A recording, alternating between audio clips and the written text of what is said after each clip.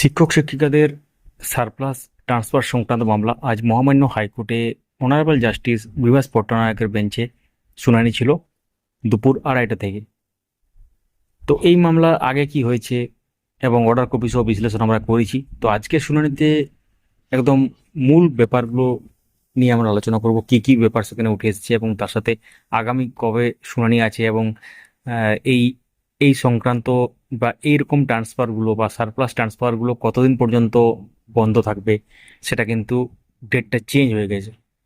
তো সব মিলিয়ে পুরো ভিডিওটি অবশ্যই শেষ পর্যন্ত দেখবেন। যারা ইউটিউব থেকে দেখছেন আমাদেরকে সাবস্ক্রাইব করে রাখুন, যারা ফেসবুক থেকে দেখছেন পেজটিকে ফলো করে রাখুন, ভিডিওটি লাইক করুন, সবার সাথে শেয়ার করতে ভুলবেন না।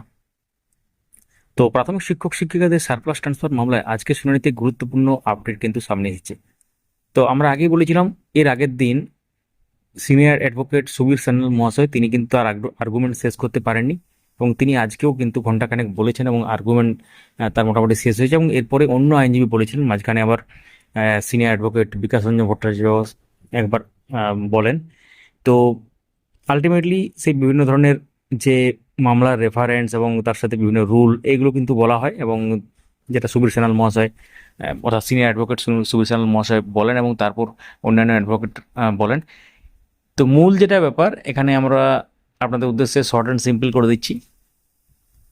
এক্ষেত্রে যে অন্তর্বর্তী নির্দেশটা ছিল এই সারপ্লাস ট্রান্সফার বন্ধের ক্ষেত্রে আগামী 26 তারিখ বা আগামীকাল পর্যন্ত, সেটা এক্সটেন্ড করে দেওয়া হলো। অর্থাৎ অন্তর্বর্তীকালীন যে নির্দেশটা ছিল সেটা 3 সেপ্টেম্বর পর্যন্ত বহাল থাকবে। অর্থাৎ এই ধরনের ট্রান্সফার কিন্তু 3 সেপ্টেম্বর পর্যন্ত হবে না।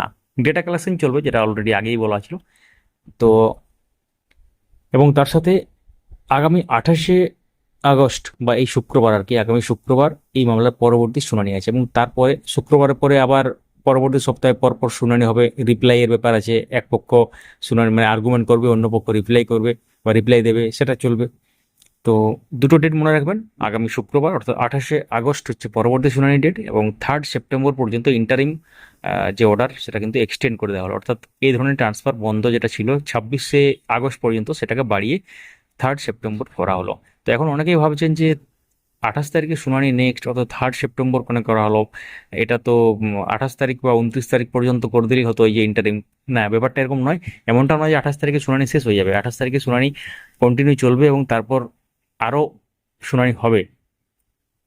তো সেই জন্য এটা একটা সিকিউর ডেট রাখা হয়েছে, যে এটা একটু ডেটটা এগিয়ে 3 সেপ্টেম্বর পর্যন্ত রাখা হয়েছে। তো এখন দেখার বিষয় 3 সেপ্টেম্বর আগে ফাইনাল জাজমেন্ট আসে কিনা বা কি সমস্ত ব্যাপার হয় সেগুলো আমরা শেয়ার করব। তো অবশ্যই কমেন্টে আপনাদের মূল্যবান মতামত জানাবেন, কোনো প্রশ্ন থাকলে লিখতে পারেন। ভিডিওটি লাইক করুন, সবার সাথে শেয়ার করুন, আমাদেরকে ফলো বা সাবস্ক্রাইব করে রাখুন। ধন্যবাদ।